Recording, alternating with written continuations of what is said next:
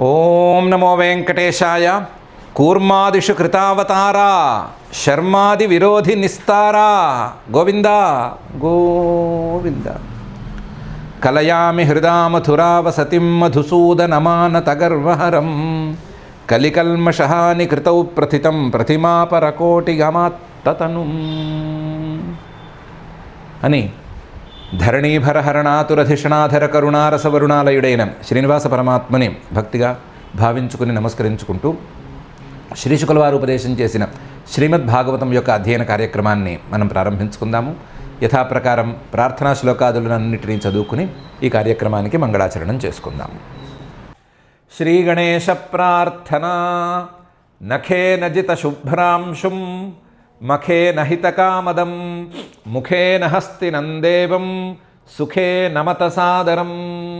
శ్రీ గురు ప్రార్థన. గురుర్బ్రహ్మా గురుర్విష్ణు గురుర్దేవో మహేశ్వరః గురుః సాక్షాత్ పరం బ్రహ్మ తస్మై శ్రీ గురవే నమః.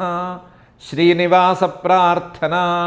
ప్రత్యక్ష విషయాభాయ పరోక్షాఖ్యాననామినే ప్రత్యక్షరూపమానాయ శ్రీనివాసాయ తే నమః.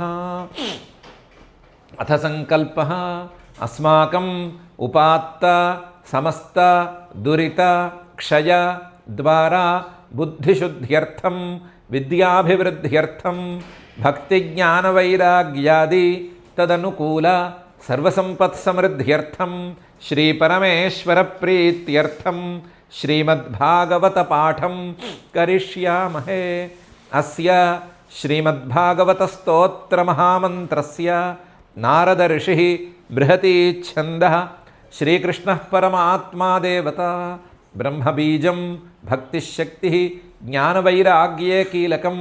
అస్మాకం శ్రీమద్భగవత్ప్రసాదసిద్ధ్యర్థే పాఠే వినియోగః ధ్యానం నారాయణేన పురుషేణ చ పౌరుషేయం వ్యాసప్రసూతశుకభాషిత పౌరుషేయం సంసారఘోర ఘనధూర్హత పౌరుషేయం వేదాంతమాలపత భాగవతం ఋషేయం.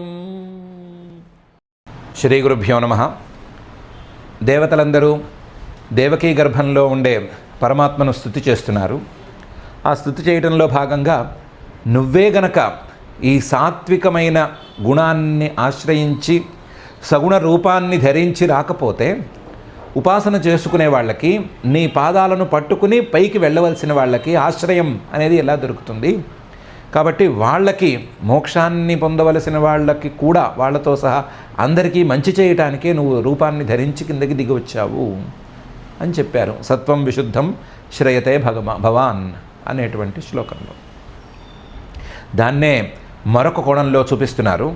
సత్వన్న చేద్ధాతరిదం నిజం భవేత్ విజ్ఞానమజ్ఞానభిదాపమార్జనం గుణప్రకాశైరనుమీయతే భవాన్ ప్రకాశతే యస్య చ ఏన వా గుణః అనే శ్లోకంలో, ఓ పరమాత్మ, నువ్వు గనక సగుణ రూపాన్ని ధరించి కిందకి దిగి రాకపోతే, ఒక్క మెట్టు కిందకి దిగకపోతే కింద మెట్లో ఉండేవాళ్ళు నీ యొక్క రూపాన్ని ఎప్పటికీ కనుక్కోలేరు. ఎప్పటికీ కనుక్కోలేని పరిస్థితి దాపురిస్తుంది. సత్వం నచేద్ధాతరిదం నిజం భవేత్. నువ్వే గనక సత్వగుణాన్ని ఆశ్రయించుకుని ఏదో ఒక రూపాన్ని ధరించి కిందకి దిగి రాకపోతే నీదైన నీకు మాత్రమే ప్రత్యేకించినటువంటి ఈ రూపం లేకపోతే విజ్ఞానం అనేది ఎక్కడి నుంచి వస్తుంది? విజ్ఞానం, పరమాత్మతత్వ విజ్ఞానం అనేది ఎలా వస్తుంది? అందులో ఎలాంటి విజ్ఞానం రావాలి? ఎవరికైనా అజ్ఞాన భిదాపమార్జనం, అజ్ఞానం ద్వారా వచ్చినటువంటి భేదాలని పూర్తిగా తుడిచేసేటువంటి అజ్ఞాన భిదా అపమార్జనం. అజ్ఞానం ద్వారా భేదాలు, రకరకాల భేదాలు, ఈ సాంసారికమైన వస్తువులన్నీ భిన్న భిన్నాలు, వేరువేరు అనేటువంటి భేదాలు, ఆ బుద్ధితో పెంచి పోషించుకున్నటువంటి భేదాలు, ఆ భేదాలను తుడిచిపెట్టడం అనేది ఎలా సాగుతుంది? అజ్ఞాన భిదాపమార్జనం తవ విజ్ఞానం, నీ యొక్క స్వరూప జ్ఞానం. ఆ స్వరూప జ్ఞానం నువ్వు కిందకి దిగి రాకపోతే ఎక్కడి నుంచి కలుగుతుంది? చెప్పుకున్నాం కదా గత శ్లోకంలోనూ. నువ్వు కిందకి దిగి వస్తే నీ సగుణ రూపాన్ని పట్టుకుంటే ఆ సగుణ రూపం దగ్గర నుంచి నిర్గుణ రూపానికి వెళ్ళటానికి, నిర్గుణ తత్వజ్ఞానాన్ని పొందటానికి వీలుంటుంది. లేకపోతే అస్సలంటే అస్సలు కుదరదు. సత్వన్న చేద్ధాతరిదం నిజం భవేత్ విజ్ఞానం అజ్ఞాన భిదాపమార్జనం. అదేంటి ఆ మాట అంటారేంటి? పరమాత్మను కనిపెట్టడం అనేది చాలా సులభంగా కనిపెట్టచ్చు. గుణప్రకాశైరనుమీయతే పరమాత్మ అని చెప్పచ్చు.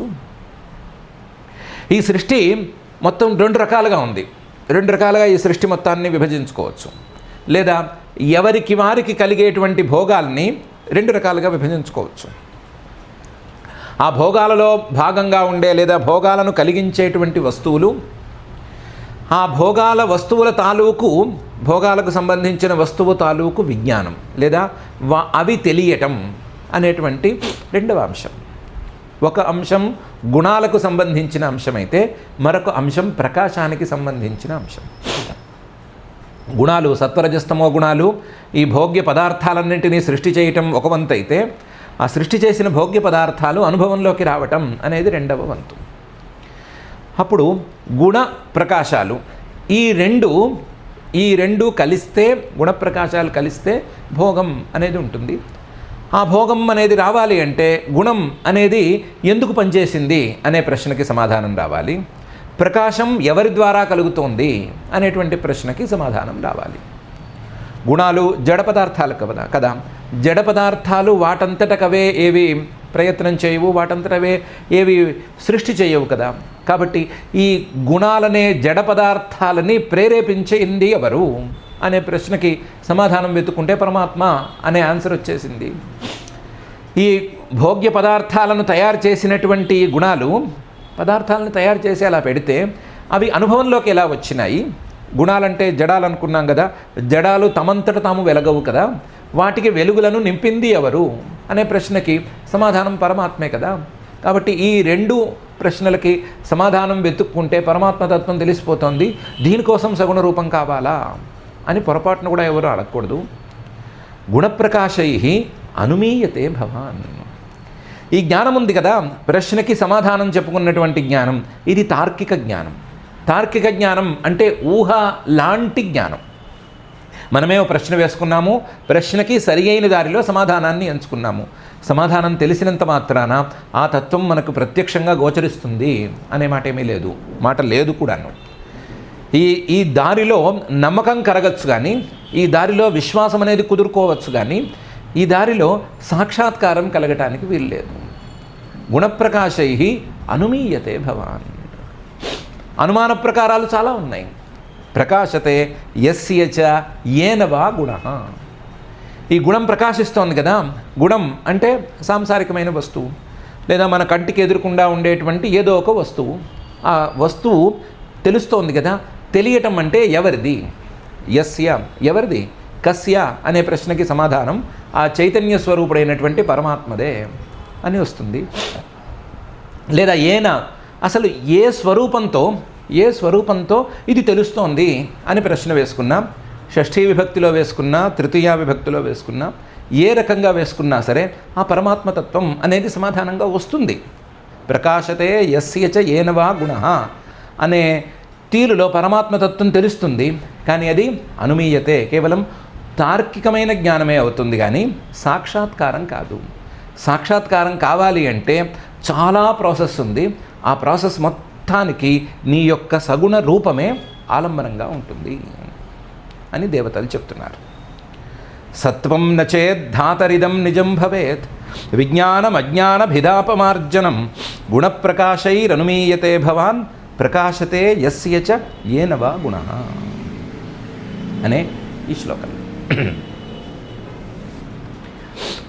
దీని గురించి ఇంకొక కోణంలో ఆలోచించుకోవాలి అంటే, బ్రహ్మసూత్రాలు బాదరాయణ మహర్షి గారు రాసిన, వేదవ్యాస మహర్షి గారు రాసిన బ్రహ్మసూత్రాలు ఉన్నాయి కదా.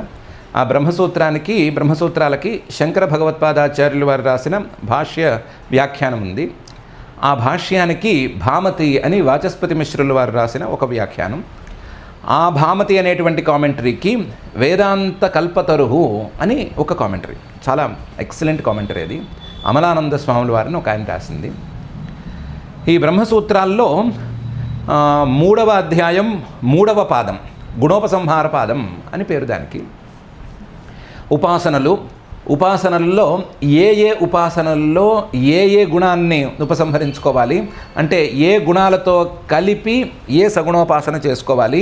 ఆ సగుణోపాసనలే గనక ఛాందోగ్యోపనిషత్తులో ఒక రకంగా, బృహదారణ్యకంలో మరొక రకంగా, కౌశీతకిలో ఇంకొక రకంగా, ఇంకో ఉపనిషత్తులో ఇంకో రకంగా ఉంటే ఎలా సర్దుకోవాలి, సర్దుబాటు అనేది ఎలా చేసుకోవాలి అని చాలా విస్తృతంగా నిరూపణ చేసి పెట్టారు.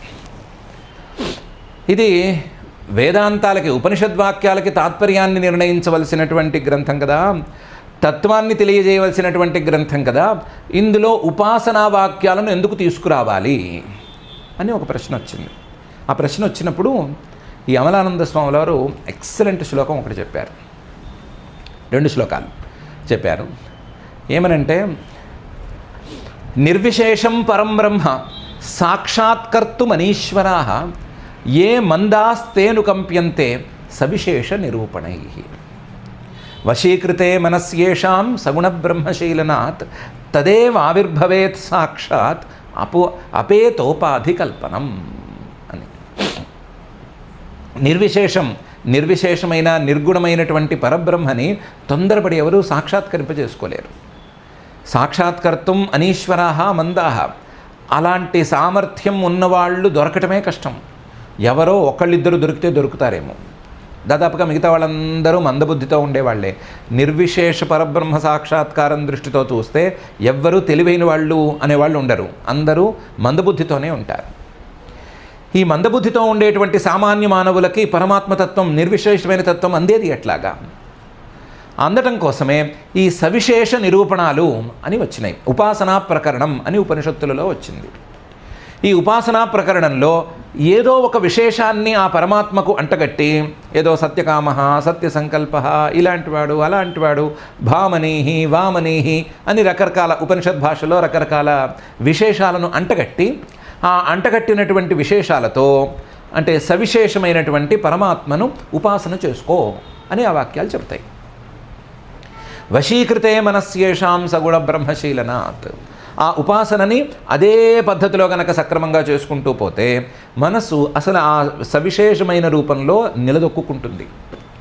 మనస్సుకి ఒకచోట స్థిరంగా ఉండకపోవటం అనేది చాలా పెద్ద లోపం కదా. ఆ లోపం పోయి మనసు అసలు సగుణంలో నిలదొక్కుకోవటం అనేది జరుగుతుంది. సగుణ బ్రహ్మశీలనాత్, ఆ సగుణ బ్రహ్మ తప్ప, సగుణ రూపం తప్ప మరొక రూపం కనిపించదు. కనిపించకపోతే క్రమక్రమంగా ఇంకొంచెం సాధన పైమెట్టుకి వెళితే అందులో ఉండేటువంటి విశేషాలను తొలగించటం అనేది చేతనవుతుంది. అందులో ఉండే విశేషాలను తొలగిస్తే చివరికి మిగిలేది ఆ నిర్గుణమైన నిర్విశేషమైనటువంటి పరమాత్మతత్వం అవుతుంది. తదేవావిర్భవేత్, ఇంతకుముందు ఏ సగుణ పరమాత్మను వీళ్ళు ఉపాసన చేశారో అదే సాక్షాత్కరిస్తుంది. ఎలా సాక్షాత్కరిస్తుంది? అపేత ఉపాధి కల్పనం, అంటించినటువంటి విశేషాలన్నీ పక్కకి తొలగ్గా నిర్విశేషంగా, నిర్గుణంగా, స్వచ్ఛంగా, శుద్ధంగా ఆ పరమాత్మతత్వం ప్రకాశిస్తుంది. ఇది జరగాలంటే ఏం కావాలి? సగుణ నిరూపణం అనేది జరగాలి. అక్కడ ఆ భాషలో సవిశేష నిరూపణం అనేది జరగాలి. సగుణ రూపాన్ని సరిగ్గా మనం ప్రపోజ్ చేయాలి, సరిగ్గా ప్రజెంట్ చేయాలి. ప్రజెంట్ చేస్తే ఆ సగుణ రూపాన్ని పట్టుకుని ఎవరికి ఏ సగుణ రూపం ఇష్టమైతే ఆ సగుణ రూపాన్ని పట్టుకుని వాళ్ళు ఈ దారిలో పరమాత్మతత్వాన్ని అందుకోవటానికి ముందుకు వెళ్ళగలుగుతారు. కాబట్టి సగుణ నిరూపణం అనేది ఈ బ్రహ్మసూత్రాల్లో కానీ ఉపనిషత్తులలో కానీ తప్పకుండా చేయవలసినటువంటి ప్రక్రియ అని స్వాముల వారు చెప్పారు. దాన్నే దేవతలు ఇక్కడ చెప్తున్నారు, లేదా దేవతలు చెప్పిన దాన్నే స్వామివారు అక్కడ అలా అర్థంలో తీసి చెప్పారు. దేవతలు ఆ విషయాన్నే చెప్తున్నారు. సగుణమైన రూపం అనేది ఉంటే, ఆ సగుణ రూపాన్ని పట్టుకుంటే, ఆ సగుణ రూపం మీద భక్తిగా ఉంటే, ఆ సగుణ రూపమే మొత్తం సృష్టి మొత్తానికి కారణం అనేటువంటి భావన వస్తే, గుణాలకి దానికి ఉండేటువంటి సంబంధం ఇలాంటిది, గుణప్రేరకమైనది ఇది అనే భావన వస్తే, ఈ గుణప్రేరకం మాత్రమే కాకుండా గుణాలను కూడా ప్రకాశింపజేసేది ఇదే అనేటువంటి భావన వస్తే, అన్నీ అందులోనే కుదిరితే క్రమక్రమంగా గుణాలను పక్కకి తోసేసి, ప్రకాశ్యాన్ని పక్కకి తోసేసి ప్రకాశస్వరూపమైనటువంటి ఆ పరమాత్మతత్వాన్ని తెలుసుకునేందుకు అవకాశం ఏర్పడుతుంది. సాక్షాత్కారం అనేది అందటానికి ఏర్పడుతుంది. ఆ స్వప్రకాశం అనేది అందేందుకు దారి తెలుస్తుంది. కాబట్టి సగుణ రూపం అనేది చాలా చాలా చాలా చాలా అవసరం. అది గనక లేకపోతే సాధన దాదాపుగా 98 నుంచి 99% వాళ్ళకి అసలు ముందుకు జరగదు అని చెప్తున్నారు. ఇది వాస్తవానికి సిద్ధమైనటువంటి వ్యవహారం. ఇది సిద్ధాంతం అని గట్టిగా నమ్ముకోవచ్చు. ఏదో భక్తి మార్గంలో చెప్తున్నటువంటి మాట కాదు, ఇది వేదాంత సిద్ధాంతం అనే చెప్పుకోవచ్చు. ఉపనిషద్వాక్యాల యొక్క అసలు సిసలు తాత్పర్యం ఇదే అని చెప్పచ్చు. దాన్నే ఇక్కడ దేవతలు స్పష్టంగా చెప్తున్నారు. సత్వన్న చేద్ధాతరిదం నిజం భవేత్ విజ్ఞానం అజ్ఞాన భిదాపమార్జనం గుణప్రకాశైరనుమీయతే భవాన్ ప్రకాశతే యస్య చ ఏన వా గుణః అనే ఈ శ్లోకం. అయితే నీకు సగుణ రూపాలు ఉన్నాయి కదా, చాలా ఉన్నాయి. ఆ సగుణ రూపాలు అవతరించినప్పుడల్లా దాదాపుగా మేము వచ్చామని అనుకుంటున్నాము. కానీ అది పూర్తిగా నిజం కాకపోవచ్చు. నీ రూపం ఎవరికి ఎంతవరకు యోగ్యత ఉందో వాళ్ళకి అంతవరకు అందుతుంది అని అనుకుంటే సుఖం. కానీ నీ రూపాలన్నిటినీ చూసిన వాళ్ళము ఉన్నాము అని అనుకోవటం అనేది జరిగే పని కాదు. ఎందుకంటే ననామరూపే గుణజన్మ కర్మభిః నిరూపితవ్యే తవ తస్య సాక్షిణః మనోవచోభ్యామనుమేయవర్త్మనః దేవక్రియాయాం ప్రతియంత్యథాపి అని. స్వామి, గుణ జన్మ కర్మభిః ఏదో ఒక గుణాన్ని తీసుకుని, సత్వగుణాన్ని, రజోగుణాన్ని, తమోగుణాన్ని తీసుకున్నట్లుగా అందులో ఉండేటువంటి విశేషాలను ఏవో తీసుకుని నీ నామరూపాలను నిర్ధారించటం అనేది ఎవరి వల్ల కాదు. గుణ జన్మలను పట్టుకుని, ఇప్పుడు ఏదో దేవకీ గర్భం ద్వారా జన్మ లేదా అవతారం, వీటిని బట్టి నీ నామరూపాలని నిర్వచించటం అనేది కూడా జరిగే పని కాదు. లేదా నీవు చేసేటువంటి కర్మలను బట్టి, నువ్వు చేసేటువంటి క్రియలను బట్టి నీకు పేరు పెట్టడమో నీ రూపాన్ని నిర్ధారించడమో అనేది కూడా జరిగే పని కాదు. గుణ జన్మ కర్మభిః నామరూపే న నిరూపితవ్యే, అది కుదరదు. ఎందుకంటే ఈ నామ కానీ రూపం కానీ నీకు అంటదాయే. ఏ పేరు నీకంటదు, ఏ రూపము నీకంటదు. ఎందుకంటే తవ తస్య సాక్షిణః, నీవు నామరూపాలకు సాక్షివి. నామరూపం అనే ఈ రెండు నీ మాయ ద్వారా, త్రిగుణాత్మకమైన మూల ప్రకృతి ద్వారా ఏర్పడుతూ ఉంటే ఆ ఏర్పడుతున్నటువంటి నామరూపాలకు సాక్షిగా నువ్వు ఉంటావు. తవ తస్య సాక్షిణః, సాక్షికి నామరూపాలు లేవు. సాక్షి ఏది ఉంటే దాన్ని ప్రకాశింపజేస్తాడు తప్ప, ఏ నామం వచ్చినా దాన్ని ప్రకాశింపజేస్తాడు, ఏ రూపం వచ్చినా దాన్ని తెలియజేస్తాడు తప్ప ఈ నామరూపాలు రెండు సాక్షికి అనటానికి వీల్లేదు. సాక్షి స్వరూపం నామరూపాలకు అతీతం. అలాంటి సాక్షి స్వరూపంలో ఉండే నీకు నామరూపాలే అంటని కాడికి నామరూపాలే అంటవు అని చెప్పే పరిస్థితుల్లో ఉండగా, నామరూపాలను జన్మ కర్మభిః లేదా గుణైః కథం నిరూపయితుం శక్యం, కథం ఏ విధంగా మనం నిరూపణ చేస్తాము. నా నామరూపే గుణ జన్మ కర్మభిః నిరూపితవ్యే తవ తస్య సాక్షిణః. ఇలా కాక మనోవచోభ్యాం అనుమేయవర్త్మనః, ఏ మనస్సుకి నువ్వు అందవు, ఏ మాటలకి నీ యొక్క ప్రభావం అనేది సరిపోదు, ఏ మాటలకి సరిపోయేటువంటి ప్రభావం కాదు, మాటలను దాటినటువంటి ప్రభావం నీది. అలాంటప్పుడు మనోవచోభ్యాం, మనస్సు ఒక సగుణ రూపంలోకి కుదురుకుందంటే, ఓహో ఇలాంటి సగుణ రూపాలు చాలా ఉన్నాయి ఈయనకి అని మాత్రమే అర్థం చేసుకోగలము. మాట ఏదో చతుర్భుజుడు, చంద్రకళావతంసుడు అని ఈ మాట మాట్లాడితే, ఓహో ఇలాంటి రూపాలు ఈయనకి చాలా ఉన్నాయి, అసంఖ్యాకంగా ఉన్నాయి. యాని నామాని గౌణాని విఖ్యాతాని మహాత్మనః ఋషిభిః పరిగీతాని తాని వక్ష్యామి భూతలే అని చెప్పినట్లుగా ఏవో కొన్ని గౌణనామాలు, గుణాల వల్ల, కర్మల వల్ల, జన్మల వల్ల వచ్చినటువంటి నామాలు, ఆ నామాల్లో కొన్ని నామాల్ని ఋషులు ఏవో చెప్పారు, ఆ చెప్పిన వాటిని నేను ఇప్పుడు చెప్తాను అని భీష్మాచార్యులు వారు చెప్పినట్లుగా ఏదో కొన్ని చెప్పుకోవడానికి వీలుంటుంది. వీటిని బట్టి అసంఖ్యాకమైన రూపాలు, అసంఖ్యాకమైనటువంటి నామాలు ఆయనకున్నాయి అని అర్థం చేసుకోవడానికే వీలుంటుంది. మనోవచోభ్యాం అనుమేయవర్త్మనః, ఊహించుకోవాలే కానీ యాజ్ ఇట్ ఈస్గా నీకున్న రూపాలన్నీ ఎన్ని, నీకున్న నామాలన్నీ ఎన్ని అని లెక్కగట్టడం అనేది ఎవ్వరి వల్ల కాదు. మనోవచోభ్యాం అనువేయవర్త్మన. ఎందుకంటే నువ్వు దేవుడివి. దేవ అంటే ప్రకాశస్వరూప, ప్రకాశస్వరూపుడివి కాబట్టి నీ ముందు ఏ రూపమున్నా, నీ ముందు ఏ నామమున్నా దాన్ని ప్రకాశింపజేస్తూ ఉంటావు తప్ప ఆ నామరూపాలతో సంబంధాన్ని నువ్వు ఉంచుకోవు. ఆ నామరూపాల అసంఖ్యాకాలుగా వస్తూ ఉన్నా సరే నువ్వు వాటిని నీలోకి తీసుకోవు, నీలోకి నువ్వు తీసుకోవు. వాటికంటే భిన్నంగా ఉంటావు. అవి అసంఖ్యాకంగా అటు ఇటు కదులుతూ ఉంటే వాటిని ప్రకాశింపజేస్తూ ఊరుకుంటూ ఉంటావు. ఓ దేవా, అలాంటి ప్రకాశస్వరూపుడా, క్రియాయాం ప్రతియంత్ యథాపి.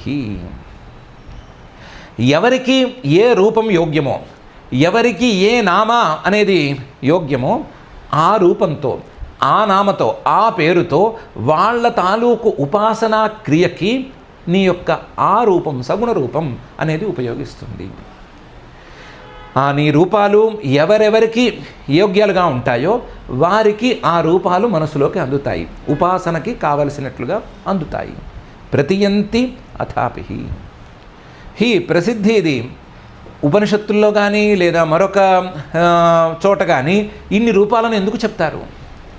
ఒకే పరమాత్మకు సంబంధించినటువంటి ఇన్ని రూపాలని ఇవన్నీ ఎందుకు చెప్తున్నాయి అంటే, ఎవరి సంస్కారం ఎలా ఉందో మనం చెప్పలేము. సంస్కారాలను బట్టి పరమాత్మతత్వాన్ని అందుకోవటానికి దారి చూపించాలే కానీ ఎవరిని కంపల్ చేయలేము. నువ్వు ఇలాగే ఆలోచించు, నువ్వు ఇలా ఆలోచిస్తేనే నీకు సరిపోతుంది అని బలవంత పెట్టలేము. బలవంత పెట్టడం అనేది కొంతమేరకు సాగుతుందేమో కానీ మొత్తం తల వంచి చేయడం అంటే అది చేయలేరేమో. గుర్రాన్ని నీటి దాకా తీసుకెళ్ళినట్టు ఉంటుంది, తర్వాత తాగలేకపోతే ఊరికే కూర్చోవలసి వస్తుంది. అందువల్ల సంస్కారాలకు తగ్గట్లుగా, వాళ్ళ మనస్సు తాలూకు యోగ్యతకు తగ్గట్లుగా కొంచెం సగుణ రూపాన్ని మార్చి చూపించాలి. మార్చి చూపిస్తే ఆ సగుణ రూపం ద్వారా నిర్గుణ రూపాన్ని అందుకోవడానికి వీలు కలుగుతుంది అనే దృష్టితో ఈ గ్రంథాలన్నీ లేదా ఈ శబ్దాలన్నీ నీ యొక్క సగుణ రూపాలను ప్రదర్శించినాయే కానీ ఈ సగుణ రూపాలు ఇన్నే అని కానీ, ఈ నామలు ఇన్నే అని కానీ, ఈ రూపాలు ఇన్నే అని కానీ నియమమేమీ లేదు. అలాగని చెప్పి ఈ నామరూపాలతో నీకు సంబంధం కూడా లేదు అని చెప్పారు. నా నామరూపే గుణ జన్మ కర్మభి నిరూపితవ్యే తవ తస్య సాక్షిణ మనోవచోభ్యాం అనుమేయవర్త్మన దేవ క్రియాయాం ప్రతియంత్ యథాపి. అయితే ఎవరెవరికి ఏ సగుణ రూపం అనేది యోగ్యమో ఆ సగుణ రూపాన్ని పట్టుకుని గనక వాళ్ళు వేళ్లాడితే వాళ్ళు తప్పనిసరిగా అందుకోవలసినటువంటి ఫలితాన్ని అందుకుంటారు.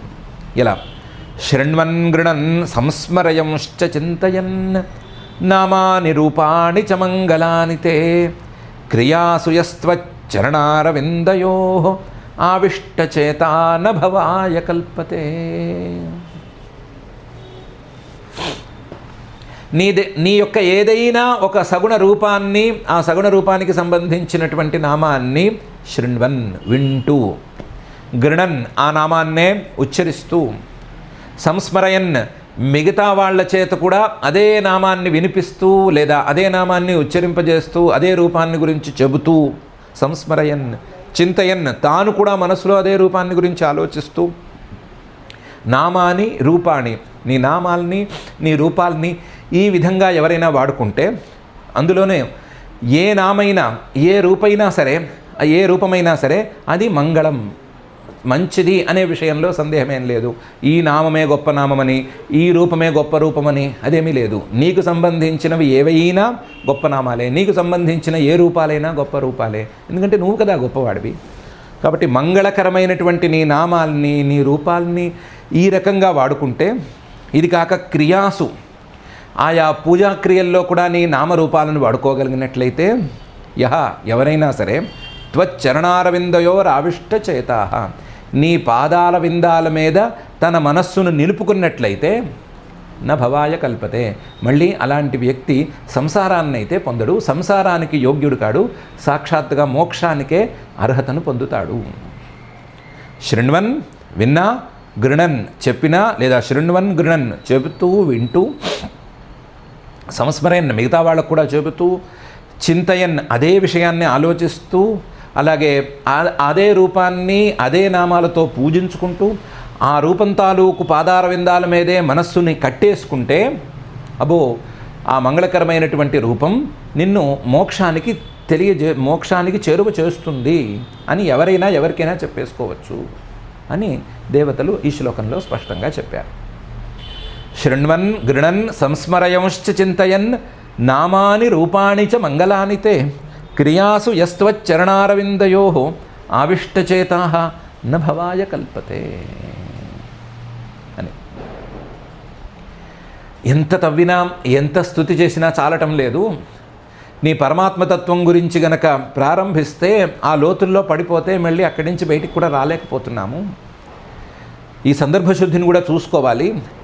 నువ్వేంటి, ఇప్పుడు ఈ అవతారం ఏంటి, ఈ అవతారంలో నువ్వు చేయబోతున్నటువంటి పనులేంటి అనే వాటి మీద కూడా దృష్టి పెట్టాలి. ఆ సందర్భంగా కూడా నిన్ను ప్రత్యేకించి పొగుడుకోవాలి అని. దిష్ట్యాహరేస్యా భవతః పదో భువో భారోపనీతస్తవ జన్మనేషితుః దిష్ట్యాంకితాన్ త్వత్పదకైః సుశోభనైః ద్రక్ష్యామగాం ధ్యాంచ తవానుకంపితాం అని. దిష్ట్యా మా అదృష్టం బాగుందయా. హరే ఓ శ్రీహరి, భక్తుల కష్టాలను హరించేసేటువంటి ఓ పరమాత్మ. అస్యాహ భవతః పదః, ఈ భూమి మీద నువ్వు కాలు పెట్టబోతున్నావు కదా, కాలు మోపబోతున్నావు కదా, నిజానికి ఈ భూమి నీ యొక్క పాదం అంతే కదా. పాదం అనేది, భూమి అనేది పాదం కింద ఎన్నోసార్లు ద్వితీయ స్కంధంలోనూ వాటిల్లోనూ చెప్పారు కదా. ఈ భూమి నీకు పాదస్థానీయం. అలాంటి పాదస్థానీయంగా ఉండే భూమి మీదే నువ్వు పాదాలను మోపబోతున్నావు.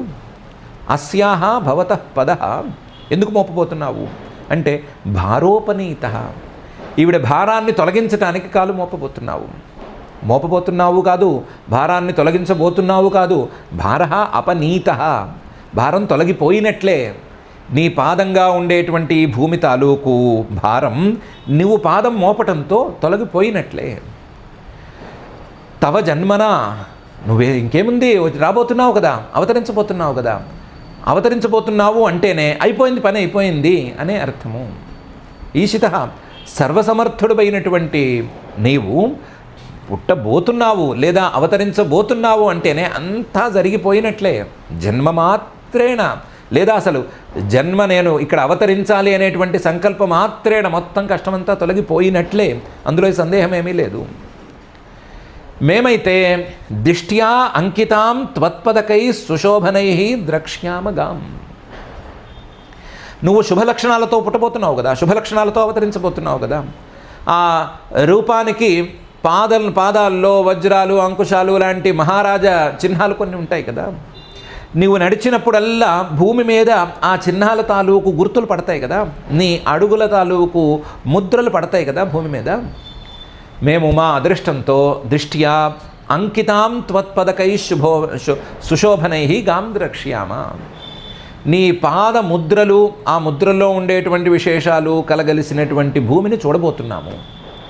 నీ పాదముద్రలతో అంకితమైనటువంటి, నీ పాదముద్రలు పడినటువంటి భూమిని మేము చూడబోతున్నాము. మా అదృష్టం అది. భూమి అదృష్టం ఆవిడ తాలూకు భారం పోవటం అనేదైతే, మా అదృష్టం ఇలాంటి భూమిని చూడబోవటం. దిష్ట్యాంకితాం త్వత్పదకై సుశోభనైర్ద్రక్ష్యామ, నీ పాదాలు ఇలాంటివి అద్భుతమైన మంగళకరమైనటువంటి పాదాలు, కోమలమైనటువంటి పాదాలు. అలాంటి కోమలమైన మంగళకరమైనటువంటి మంచి లక్షణాలతో కూడినటువంటి పాదాల ముద్రలను మేము చూడబోతున్నాము. అలాగే ధ్యాంచ తవానుకంపితాం, నువ్వు భూమి మీద దిగావు అంటే నీ అనుకంప, నీ దయ అనేటువంటి రశ్ములు, కిరణాలు ఉట్టి భూమికే పరిమితమవుతాయా? కావు కదా. కిరణాలు మొత్తం అన్ని వైపులకి ప్రసరిస్తాయి కదా. అన్ని వైపులకి ప్రసరించినప్పుడు ధ్యాం స్వర్గానికి కూడా, పైలోకాలకు కూడా ప్రసరిస్తాయి కదా. ప్రసరిస్తే నీ దయ తాలూకు కిరణాలని మేము స్వర్గంలో ఉండి చూడబోతున్నాము. భూమినేమో నీ ముద్రతో, నీ పాదముద్రలతో చూడబోతున్నాము. నీ దయ తాలూకు కిరణాలని ఉన్న చోటే ఉండి చూడబోతున్నాము అని దేవతలు స్తుతి చేశారు. సందర్భశుద్ధి కోసం ఈ పని చేశారు. దిష్ట్యాహరేస్యా భవతః పదో భువో భారోపనీతస్తవ జన్మనేషితుః దిష్ట్యాంకితాన్ త్వత్పదకై సుశోభనై ద్రక్ష్యామగాం ధ్యాంచ తవానుకంపితాం. అని. సందర్భశుద్ధి కోసం బయటకు వచ్చామని అనుకున్నారు, కానీ ఆ వేదాంతం అనేటువంటి అమృత సముద్రంలో పడిన వాళ్ళు మళ్ళీ బయటికి రావటం అనేది చాలా కష్టం. చూసేవాళ్ళకి బయట వాళ్ళకి మాత్రమే బోర్ కొట్టినట్టు అనిపిస్తుంది, కానీ లోపలికి వెళితే అదే ఒక సముద్రంలాగా, అదే ఒక అభ్యాసంలాగా, లేదా అదే ఒక రకమైన దురభ్యాసంలాగా ఉండిపోతుంది. ఈ దేవతల పరిస్థితి అలాగే ఉంది. ఒకవైపు మొదలుపెట్టాము, సత్యస్య సత్యం అని మొదలుపెట్టుకున్నాము, నిన్ను సత్యాత్మకంగా చైతన్య స్వరూపంగా భావించి మొదలుపెట్టాము. ఇలాంటి నీ నామరూపాల గురించిన ప్రస్తావన వచ్చేసరికి ఈ నామ ఈ రూపం అనే ప్రస్తావన చేశాము. ప్రస్తావన చేయంగానే ఉన్నది ఆ వేదాంత సాగరంలో కదా, అందువల్ల మళ్ళీ కొత్త సందేహం వస్తోంది. ఏమని వస్తోంది? సర్వసమర్థుడైనటువంటి పరమాత్మ ఏ పని కావాలంటే ఆ పని చేయగలిగిన, సంకల్పమాత్రంతో అన్నిటినీ చేసుకోగలిగినటువంటి పరమాత్మ భూమి భారాన్ని హరించడానికి ఆయనే దిగి రావాలా? ఆయన అనుకుంటే జరగదా? ఆయనకి సంకల్ప సిద్ధి ఏమీ లేదా? సంకల్ప శుద్ధి ఏమీ లేదా? ఆయన కష్టపడి దిగి వచ్చి, కష్టపడి ఒక్కొక్క చేత్తో ఒక్కొక్కడిని కొట్టి కొట్టి కొట్టి పారద్రోలి అప్పుడు భూమికి భారాన్ని హరించాలా? అనుకుంటే ఏం జరగదా అనే ప్రశ్న వస్తోంది. ప్రశ్న వస్తే నతే భవస్యేష భవస్య కారణం వినా వినోదం బత తర్కయామహే భవో నిరోధస్థితిరప్య విద్యయా కృతాయతస్త్వయ్యభయాశ్రయాత్మని. ఈశా, నువ్వు సర్వసమర్థుడివి కదా. సర్వసమర్థుడివైనటువంటి నువ్వు అనుకుంటే భూమి భారం పోవాలి, మిగలకూడదు. మరి ఎందుకు పోవట్లేదు? లేదా అనుకున్నా సరే భారం పోవట్లేదా అంటే, అలా అనుకుంటే పోతుంది, అలా అనుకోకుండా ఇలా అనుకున్నావు అనే చెప్పుకోవాలి. ఏమనుకున్నావు? నేను అవతరించి దిగి వచ్చి భూమి భారాన్ని హరించాలి అని అనుకున్నావు అనే చెప్పాలి. అలా అనుకోవడం ఎందుకు అంటే, నీకు ఒక వినోదం అని అనుకుని ఊరుకోవాలి. ఆ ప్రశ్నకి సరి అయిన సమాధానం అనేది దొరకదు. భవస్య కారణం అభవస్య, ఏ జన్మ లేనటువంటి నీ యొక్క భవస్య ఈ అవతారానికి కారణం ఏంటి అంటే, వినా వినోదం, వినోదం కాక మరొక కారణాన్ని బత తర్కయామహే, మాకు అందటం లేదు. కారణాన్ని మేము ఊహించలేకపోతున్నాము, మాకు వేరే కారణం అనేది అందటం లేదు. వినా వినోదం బత తర్కయామహే, ఏమైనా ఉంటే వినోదం అని అనుకోవాలి, అంతకు మించి కారణం దొరకటం లేదు. భవో నిరోధ స్థితిరపి అవిద్యయా కృత. ఈ సృష్టి తాలూకు ఉత్పత్తి ఎవరు చేశారు? అవిద్య చేసింది. ఈ సృష్టి తాలూకు స్థితిని చూసుకునేది ఎవరు? అవిద్య. నిరోధ, లయం, అది కూడా అవిద్యలోనే ఉంది. భవో నిరోధ స్థితిరపి అవిద్యయా కృత. యతః, ఏ అవిద్య అయితే ఈ భవ నిరోధ స్థితులను చేస్తోందో ఆ అవిద్య నీలో ఆశ్రయించుకుని ఉంది. ఆత్మని నీ యొక్క స్వరూపంలో ఉంది. ఆత్మని నీ యొక్క స్వరూపాన్ని ఆశ్రయించుకుని ఈ పనులన్నీ చేస్తోంది. అందువల్ల వినోద, అవిద్య ఎలాగూ మన చేతుల్లో ఉంది, మన చెప్పు చేతుల్లో ఉంది, మనం ఎలా చెప్తే అలా చేస్తోంది. ఓ రూపం కావాలి తయారు చేయమంటే చేస్తుంది.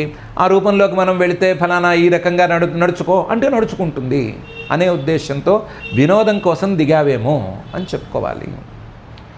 యతః త్వయి అభయాశ్రయాత్మని, భయం అనేదానికి అవకాశమే లేనటువంటి, అభయానికి ఆశ్రయమైనటువంటి ఆత్మస్వరూపానివి నువ్వు. భయం అనేది ఎప్పుడు వస్తుంది? రెండో వస్తువు ఉంటే వస్తుంది. రెండో వస్తువుతో సంబంధం లేనటువంటి అభయ ఆత్మ త్వం. భయ కారణమైనటువంటి రెండవ వస్తువుతో సంబంధం లేనటువంటి ఆత్మవి నువ్వు. అభయానికి ఆశ్రయమైన వాడివి నువ్వు. అభయానికి ఆశ్రయమైన వాడివి నువ్వైతే, అలాంటి నీలో ద్వితీయ రూపం, రెండవ రూపం అనేది ఎక్కడి నుంచి వస్తుంది? ప్రకాశ స్వరూపం తప్ప చేతులు కాళ్ళు లాంటి రూపాలు ఎక్కడి నుంచి వస్తాయి? రావడానికే వీల్లేదు. వస్తున్నాయి అంటే అవి అవిద్య వల్ల రావాలి. అవిద్య వల్ల వస్తాయంటే జీవుడికి వస్తాయి. పాపం, ఆ జీవుడికి వచ్చినట్టు నీకు రాకూడదు. జీవుడికి ఉన్నట్లుగా నీకు సంసారం ఉండకూడదు. మరి జీవుడికి ఉన్నట్లుగా నీకు సంసారం ఉండకూడదు, కానీ అవిద్యతో రూపం రావాలి అంటే అది ఎలా జరగాలి అంటే, వినా వినోదం బత తర్కయామహే. ఆయన వేదవ్యాస మహర్షి గారు సింపుల్గా లోకవత్తులు ఇలా కైవల్యం అని చెప్పి తప్పించేసేసుకున్నారు. అంత సులభంగా చెప్పి తప్పించుకోలేకపోతున్నాము.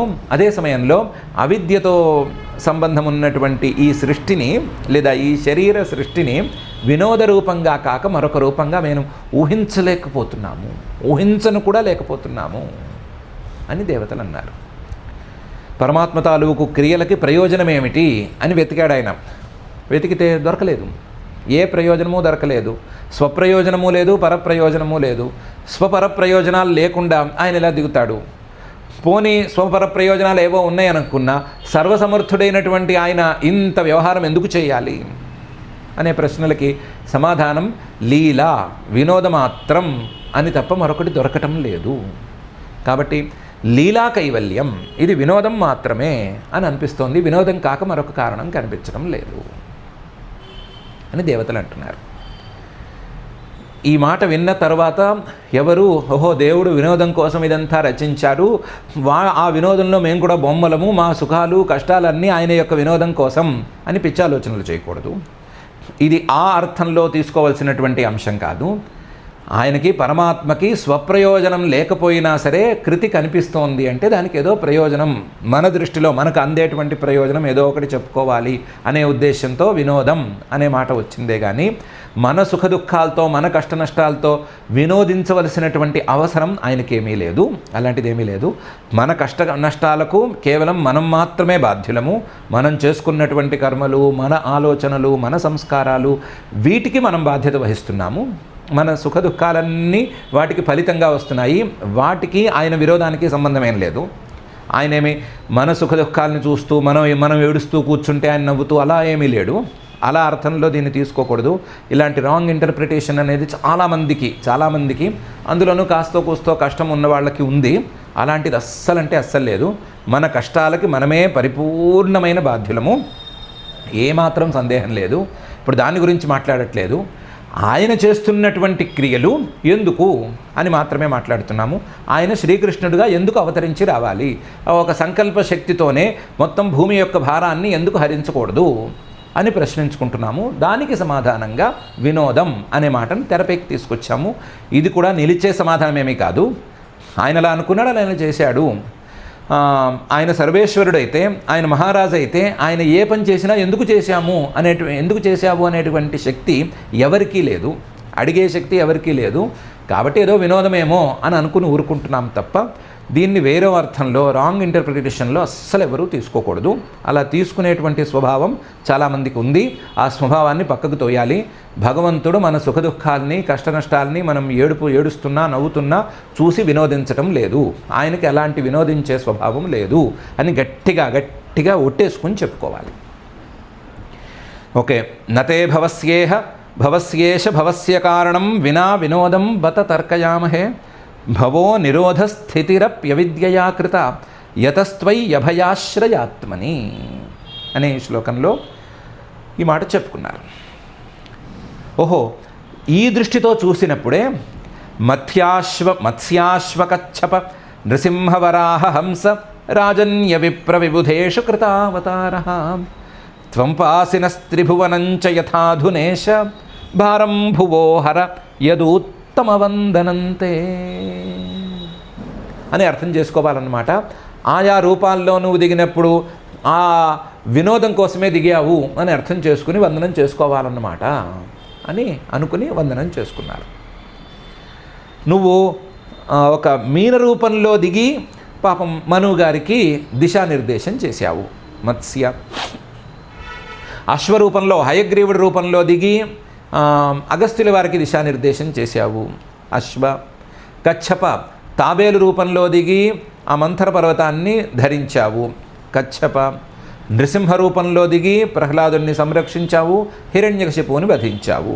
నృసింహ వరాహ రూపంలో దిగి వచ్చి భూమిని సంరక్షించావు, హిరణ్యాక్షుణ్ణి వధించావు. నృసింహ హంస యోగి రూపంలో దత్తాత్రేయాది అవతారాల్లో దిగి వచ్చి ఉద్ధరించవలసిన వాళ్ళందరినీ ఉద్ధరించావు. హంస రాజన్య ఒక మహారాజు రూపంలో, మహాచక్రవర్తి రూపంలో, రాముడు రూపంలో దిగి వచ్చి అడ్మినిస్ట్రేటివ్గా ఏమేం చేయాలో అవన్నీ చేసి చూపించావు. రాజన్య అదే సమయంలో బ్రాహ్మణ రూపంలో విప్రుడి రూపంలో, పరశురాముడి రూపంలో దిగి వచ్చి ఆ రూపంలో చేయవలసిన పనులు, ఆ రూపంలో చేస్తారని ఊహించని పనులు, ఇలాంటివన్నీ చేసి చూపించావు విప్ర. ఇది కాక విబుధేషు, దేవతలలో కూడా జన్మించావు. ఒకవైపు పశువులలో, మనుష్యులలో, మళ్ళీ దేవతలలో, అందరిలోనూ జన్మించావు. కృతావతార, అవతారాన్ని, ఆయా అవతారాన్ని గ్రహించావు. ఎందుకు చేస్తున్నావు? త్వం పాసినః, మమ్మల్ని రక్షించడానికి చేస్తున్నావు. ఆయా అవతారాలతో మమ్మల్ని రక్షిస్తున్నావు. త్వం పాసినః, మమ్మల్నే కాదు త్రిభువనం, ముల్లోకాలని నువ్వు రక్షిస్తున్నావు. త్వం పాసినస్ త్రిభువనం యథా అధునా, ఇప్పుడు కూడా మమ్మల్ని రక్షిస్తూనే ఉన్నావు. ఇప్పుడు కూడా మమ్మల్ని రక్షించటానికే శ్రీకృష్ణ అవతారాన్ని గ్రహించబోతున్నావు. యథా అధునా. ఈశ, నువ్వు సర్వసమర్థుడివే. ఈ అవతారాలు లేకపోయినా ఈ పనులు చేయగలిగినటువంటి వాడివే. ఇలా చేయగలిగిన ఈ రూపాలని ఎందుకు ధరించావు అంటే సమాధానం వెనక చెప్పుకున్నాము. సగుణ రూపం మీద దృష్టి కుదరటం కోసం అని చెప్పుకున్నాము. అది అలాగే ఉంది. వినోదం కోసం అని ఇప్పుడేదో మామూలుగా చెప్పుకున్నాము, అది కూడా ఉంది. కానీ నువ్వు సర్వసమర్థుడివి, నీ యొక్క సామర్థ్యానికి భంగమేం లేదు. అవతారాలు చేసినంత మాత్రాన నీ సామర్థ్యానికి ఏమీ మత్సేం కాదు. ఈశ, నీ ఈశ్వరత్వం అలాగే ఉంది. భారం భువోహర, ఈ రూపంలో వచ్చి భూమి భారాన్ని హరించాలనుకున్నావు కదా, ఆ పని చెయ్యి. భారం భువోహర.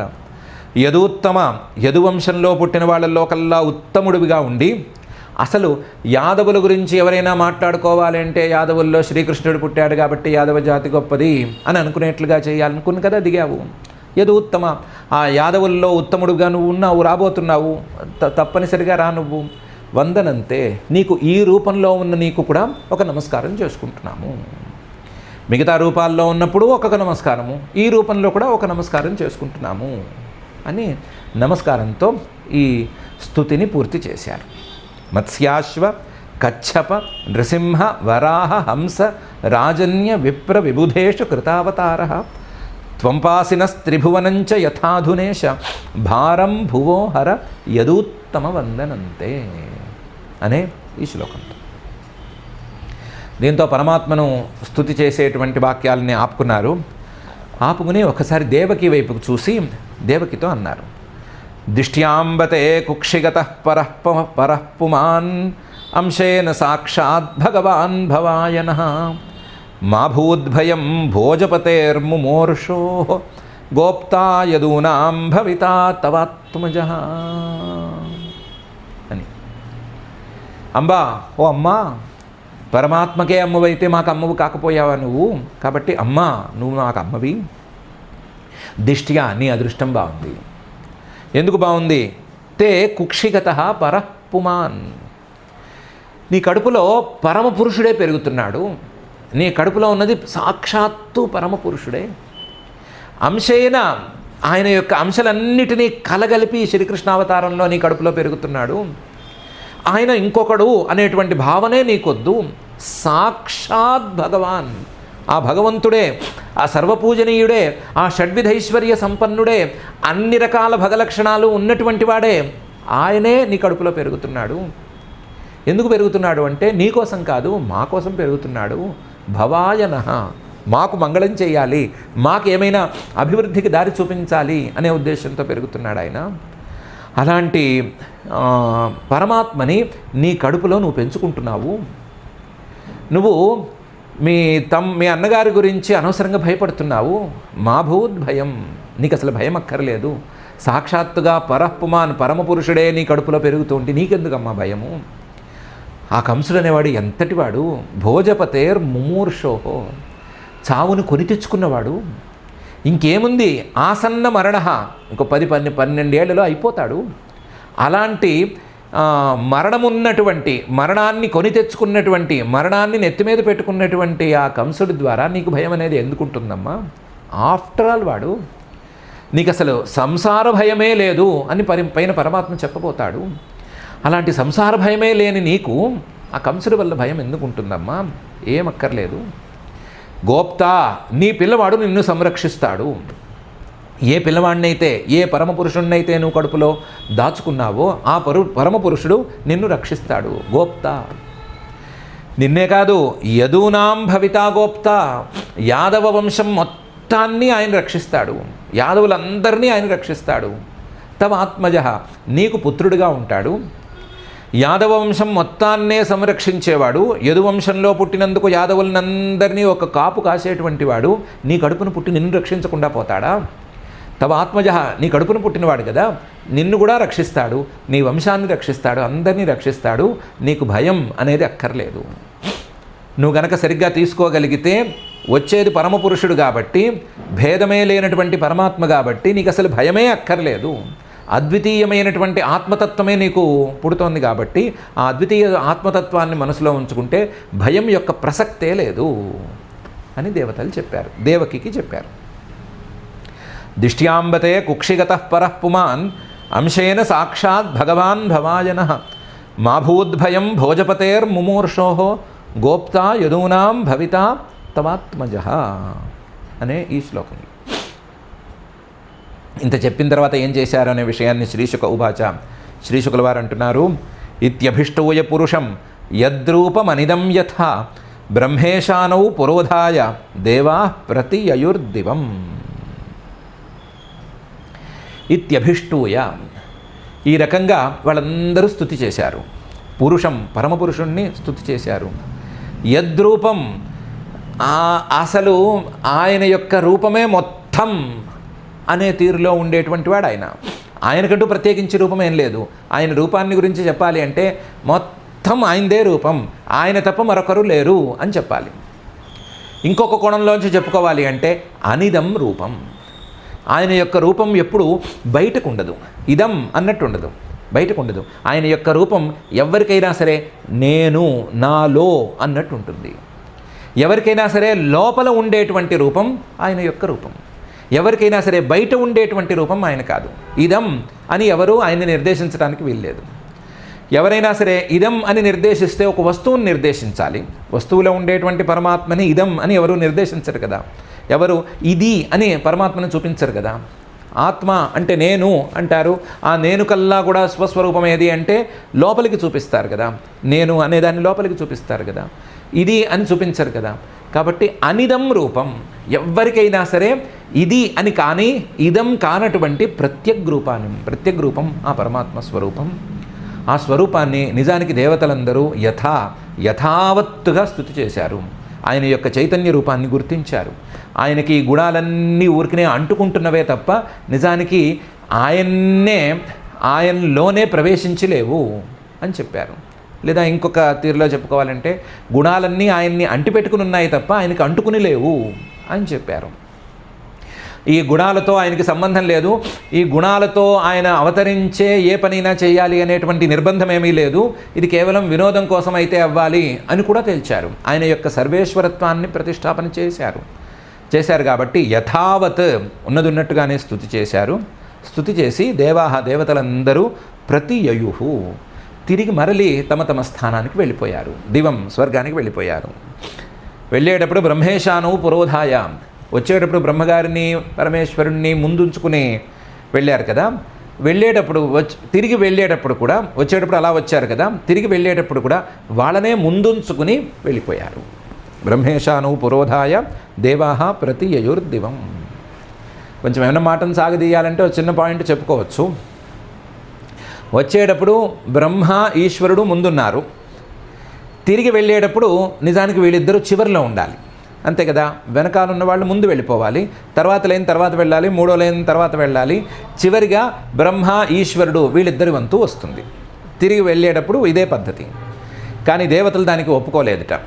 బ్రహ్మ ఈశ్వరుడు వీళ్ళు ముందు ఉంటేనే మేము వెళతాము, మాకంటే ఒక్క క్షణం ఎక్కువగా ఆయన్ని చూడడానికి వీల్లేదు, గర్భస్థంగా ఉండేటువంటి పరమాత్మని వీళ్ళు ఎక్కువసేపు చూడడానికి వీల్లేదు, మేమే చివరిగా చూడాలి, వాళ్ళిద్దరికి అవసరం కూడా లేదు, బ్రహ్మగారికి పరమేశ్వరుడికి మాకే ఎక్కువ అవసరం, కాబట్టి మేమే చివరిగా వెళతాము, ఒక క్షణం ఆలస్యంగా వెళ్ళి ఆయన్ని చూసుకుంటూ చివరి క్షణం వరకు ఆయన్ని చూసుకుంటూ మేము వెళతాము అని చెప్పి ప్రత్యేకించి బ్రహ్మగారిని ఈశ్వరుణ్ణి ముందు పంపించి తర్వాత ఈ దేవతలందరూ ఒక క్షణం ఆలస్యంగా ఆయన చూసుకుని మరీ బయలుదేరారు అని కూడా వ్యాఖ్యానం చేసుకోవచ్చు. సరి అయిన వ్యాఖ్యానమే, అంటే లాగుతున్న పీకుతున్న వ్యాఖ్యానమేం కాదు. బ్రహ్మేశాను పురోధాయ అనే పదంతో వచ్చేటువంటి స్వారస్యమే, ఆ స్వారస్యం ప్రకారం చేశారు. ఇత్యభిష్టూయ పురుషం యద్రూపమనిదం యథా బ్రహ్మేశానౌ పురోధాయ దేవా ప్రతియయుర్దివం అనే ఈ శ్లోకంలో. దీంతో 42 శ్లోకాలున్న దశమ స్కంధంలోని 2వ అధ్యాయం పూర్తయింది. గర్భగత విష్ణోహో బ్రహ్మాదికృత స్తుతి అని ఈ అధ్యాయానికి పేరు. దేవకీ గర్భంలో ఉండేటువంటి శ్రీమన్మహావిష్ణువుని బ్రహ్మాది దేవతలు స్తుతి చేయటం అని ఈ అధ్యాయం యొక్క సారాంశం. ఈ సారాంశాన్ని మనం వివరంగా మళ్ళీ చెప్పుకోలేము, ఎందుకంటే ఒక్కొక్క శ్లోకమే చాలా ఉంది. ఒక్కొక్క శ్లోకాన్ని గంపల్లో పెడితే పెద్ద పెద్ద గంపలు వచ్చేటట్లుగా ఉంది. అలాంటి శ్లోకాలన్నీ దేవతలు చేసినటువంటి స్తుతి వాక్యాలన్నీ ఇందులో ఉన్నాయి. అయితే మనం చూడవలసింది ఒక కాంట్రడిక్షన్ని చూడాలి, లేదా పారాడాక్స్ని చూడాలి. ఇదే గర్భస్థ శిశువుని కంసుడు చూశాడు, ఇదే గర్భస్థ శిశువుని దేవతలు చూశారు. దేవతలు ఈ రకంగా పరమాత్మతత్వంగా భావించారు. అంటే అభయాత్మని అని పూర్తి చేసి అభయస్వరూపంగా ఆ పరమాత్మతత్వాన్ని చూశారు. కంసుడు చూసేటప్పుడు భయంగా చూశాడు. భయంగా చూసి దీనివల్ల నాకేమన్నా భయం పొంచి ఉందా, ఇప్పుడు చేద్దామా అప్పుడు చేద్దామా అని ఆలోచించడం మొదలుపెట్టాడు. వీళ్ళు అభయస్వరూపంగా ఆ పరమాత్మను గుర్తించారు. కంసుడు ఎందుకు అలా ఆలోచించాడు, ఎందుకు అలా చేశాడు, వీళ్ళు ఎందుకు ఇలా చేశారు అని మనం ఆలోచించుకుంటే కంసుడు యొక్క సంస్కారాలు అలా ఏడ్చినాయి. అందువల్ల తగలబడ్డ సంస్కారాలతో అలా ఆలోచించాడు. పరమాత్మ ఎదురుకుండా వస్తే ఆ పరమాత్మను అభయంగా భావించి అభయస్వరూపంగా ఉపాసన చేసి ఆ పరమాత్మ ద్వారా తనకి హాని లేకుండా కూడా చేసుకోవచ్చు కదా, హాని లేకుండా కూడా చేసుకుని ఉండొచ్చు. అలా కూడా చేసుకోకుండా భయాన్నే పెంచుకుని ఏదో సాధించాడు. మొత్తానికి మరీ పూర్తిగా నష్టపోలేదు, ఎదుర్కొన్నా ఉన్నది పరమాత్మ కాబట్టి తీవ్రంగా నష్టపోలేదు, కానీ కొంతమేరకు నష్టపోయాడు అని చెప్పుకోవాలి. దేవతలు తమ సంస్కారం ప్రకారం, తమ సాత్విక సంస్కారాల ప్రకారం అభయస్వరూపంగా ఆయన్ని దర్శించారు. ఆ అభయస్వరూపాన్నే దేవకీమాతకు కూడా బోధించారు. కాబట్టి మనం ఏ సగుణ రూపాన్నైనా, ఏ పరమాత్మతత్వాన్నైనా, ఏ విగ్రహాన్నైనా, ఏ నామాన్నైనా, ఏ రూపాన్నైనా ఏ సంస్కారాలతో చూస్తున్నాము అనేది చాలా ప్రధానం. మనలో ఏ సంస్కారాలను మనం పెంచుకుని ఆ సంస్కారాలు అనేటువంటి గ్లాసెస్ ద్వారా పరమాత్మను చూస్తున్నాము అనేటువంటిది చాలా ప్రధానం. మనం కనుక బ్లాక్ గ్లాసెస్ వేసుకుంటే ఎదురుకుండా కనిపించే పరమాత్మ కూడా అలాగే కనిపిస్తాడు. మనం కనుక స్వచ్ఛమైన కళ్ళద్దాలు, స్వచ్ఛమైనటువంటి సంస్కారాలు అనే వాటితో చూస్తే అలాగే కనిపిస్తాడు. ఈ కళ్ళద్దాలు ఎందుకు, వీటిని తీసి పక్కన పారేసి సాక్షాత్తుగా చూసుకుందాము అంటే చూసుకోవచ్చు, ఆ ప్రయత్నం కూడా చేసుకోవచ్చు. కానీ సంస్కారాలు మాత్రం చెడుగా ఉండటానికి వీల్లేదు అని ఈ అధ్యాయం మొత్తం యొక్క సారాంశాన్ని ఒక కోణంలో మనం కనిపెట్టచ్చు. ఇదే సారాంశం అని చెప్పడానికి వీల్లేదు, చాలా ఉన్నాయి సారాంశాలు. ఒక కోణంలో చూస్తే ఈ సారాంశాన్ని మనం కనిపెట్టవచ్చు. ఈ సారాంశాన్ని కనిపెట్టి భూమి యొక్క భారమే కాదు, మాలో ఉండేటువంటి సంస్కారాలు అనేటువంటి భారాలను కూడా నువ్వు ఈ రూపంతో వచ్చి హరించమని ఆ ధరణీభర హరణాతుర ధిషణాధర కరుణారస వరుణాలయుడైనటువంటి శ్రీనివాస పరమాత్మని భక్తిగా మనం ప్రార్థన చేసుకుందాము. ఆ ప్రార్థనతోనే ఈ శ్లోకాల తాలూకు పారాయణ కార్యక్రమం కూడా చక్కగా చేసుకుందాము. అథ శ్రీమద్భాగవతే పారమహంస్యాం సంహితాయాం దశమస్కంధే ద్వితీయోऽధ్యాయः. శ్రీశుక ఉవాచ ప్రలంబబకచాణూర తృణావర్తమహాశనైః ముష్టికారిష్టద్వివిధ పూతనాకేశిధేనుకైః అన్యైశ్చాసురభూపాలైః బాణభౌమాదిభిర్యుతః యదూనాంకదనంచక్రే బలీమాగధసంశ్రయः తే పీడితాని వివిషుః కురు పంచాలకేకయాన్ శాల్వాన్ విదర్భాన్ నిషధాన్ విదేహాన్ కోసలానపి ఏకే తమనురుంధానాః జ్ఞాతయః పర్యుపాసతే హతేషు షట్సు బాలేషు దేవక్యా ఔగ్రసేనినా సప్తమో వైష్ణవంధామ యమనంతం ప్రచక్షతే గర్భో బభూవ దేవక్యాః హర్షశోకవివర్ధనః భగవానపి విశ్వాత్మా విదిత్వా కంసజం భయం యదూనాన్నిజనాథానాం యోగమాయాం సమాదిశత్. గచ్చదే వివ్రజం భద్రే గోపగోభిరలంకృతం రోహిణీ వసుదేవస్య భార్యాస్తే నందగోకులే అన్యాశ్చ కంస సంవిఘ్నాః వివరేషు వసంతి దేవక్యా జఠరే గర్భం శేషాఖ్యం ధామ మామకం తత్సన్నికృష్య రోహిణ్యాః ఉదరే సన్నివేశయ అథాహమంశభాగేన దేవక్యాః పుత్రతాం శుభే ప్రాప్స్యామి త్వం యశోదాయాం నందపత్న్యాం భవిష్యసి అర్చిష్యంతి మనుష్యాస్త్వాం సర్వకామవరేశ్వరీం ధూపోపహారబలిభిః సర్వకామవరప్రదాం నామధేయాని కుర్వంతి స్థానాని చ నరా భువి దుర్గేతి భద్రకాళీతి విజయా వైష్ణవీతి చ కుముదా చండికా కృష్ణ మాధవీ కన్యకేతి చ మాయా నారాయణీశాని శారదేత్యంబికేతి చ గర్భసంకర్షణాత్తం వై ప్రాహుః సంకర్షణం భువి రామేతి లోకరమణాత్ బలం బలవదుచ్ఛ్రయాత్ సందిష్టైవం భగవతా తథేత్యోమితి తద్వచః ప్రతిగృహ్య పరిక్రమ్య గాంగతా తత్తథాకరోత్ గర్భే ప్రణీతే దేవక్యా రోహిణీం యోగనిద్రయా అహో విశ్రంసితో గర్భః ఇతి పౌరా విచుక్రుషుః భగవానపి విశ్వాత్మా భక్తానామభయంకరః ఆవివేశాంశభాగేన మన ఆనకదుందుభేః సబిభ్రత్పౌరుషం ధామ భ్రాజమానో యథా రవిః దురాసదోతి దుర్ధర్షో భూతానాం సంబభూవః తతో జగన్మంగళమచ్యుతాంశం సమాహితం శూరసుతేన దేవీ దధార సర్వాత్మకమాత్మభూతం కాష్ఠాయథానందకరం మనస్తః సా దేవకీ సర్వజగన్నివాసభూతా నితరాం నరేజే భోజేంద్రగేహేऽగ్నిశిఖే వరుద్ధా సరస్వతీ జ్ఞానఖలే యథా సతీ తాం వీక్ష్య కంసః ప్రభయాజితాంతరాం విరోచయంతీం భవనం శుచిస్మితాం ఆహైష మే ప్రాణహరో హరిర్గుహాం ధ్రువం శ్రితో యన్నపురే యమీదృశీ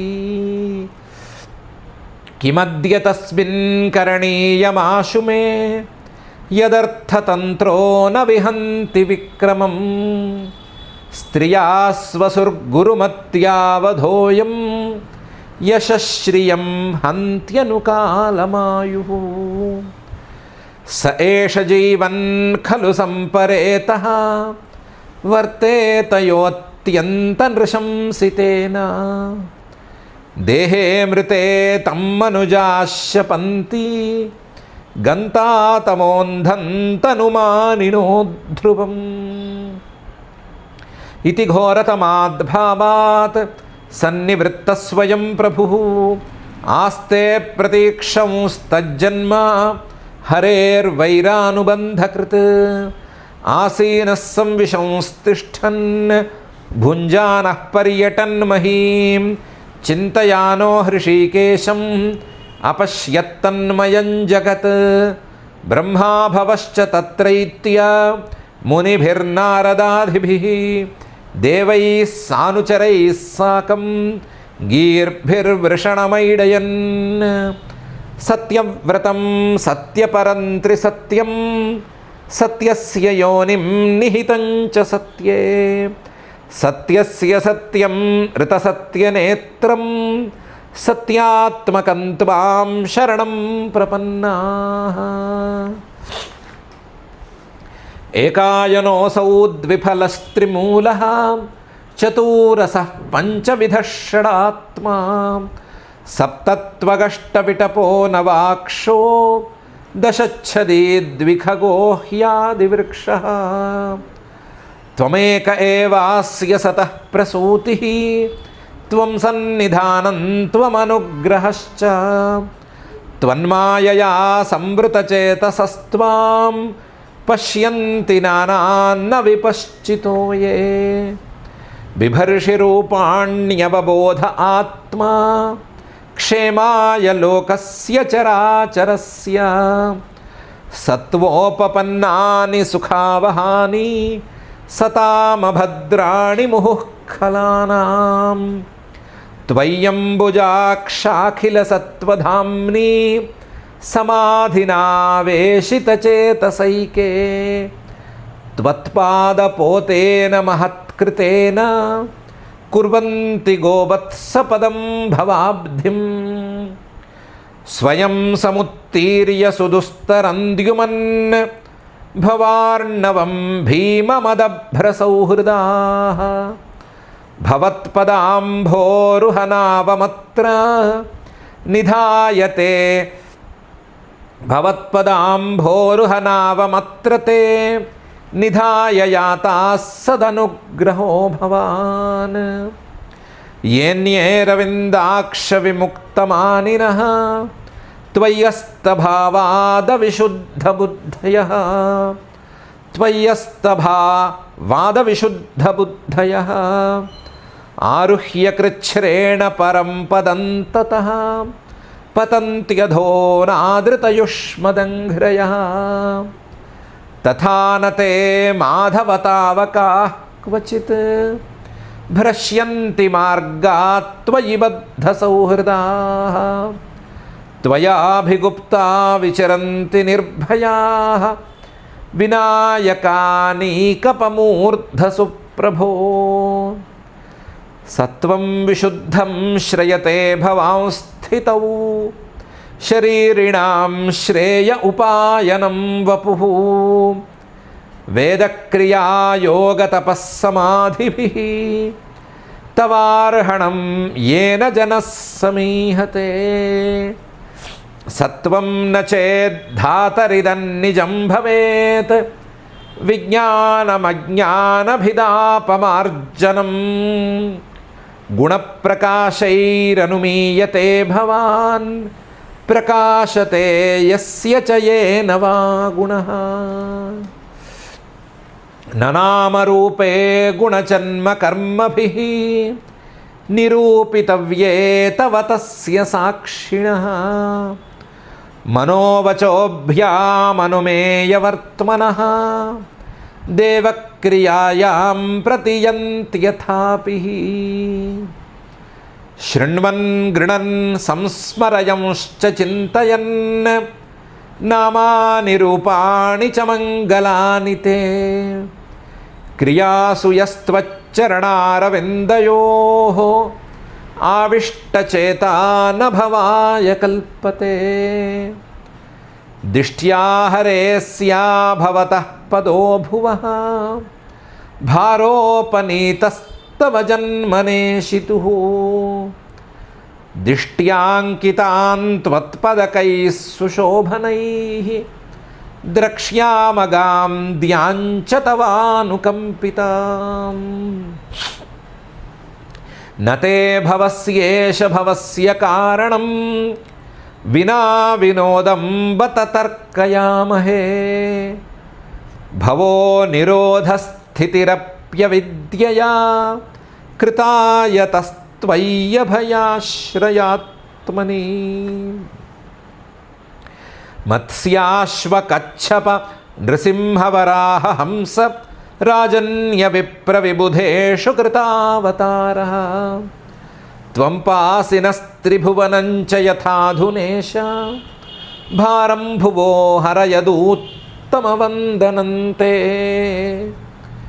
దృష్ట్యాంబతే కుక్షిగతః పరః పుమాన్ అంశేన సాక్షాద్ భగవాన్ భవాయనః మా భూద్భయం భోజపతేర్ముమూర్షోః గోప్తా యదూనాం భవితా తవాత్మజః.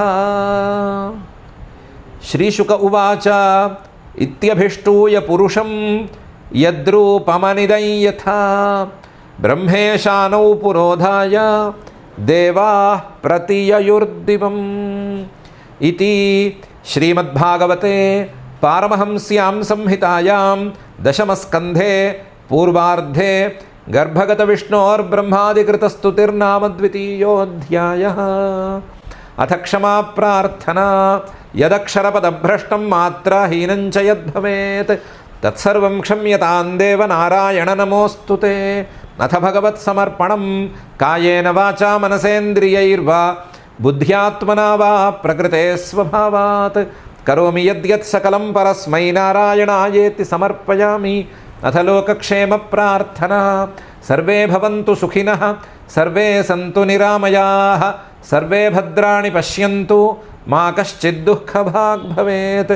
అథ మంగళం శ్రియః కాంతాయ కళ్యాణ నిధయే నిధయేర్థినాం శ్రీవేంకటనివాసాయ శ్రీనివాసాయ మంగళం.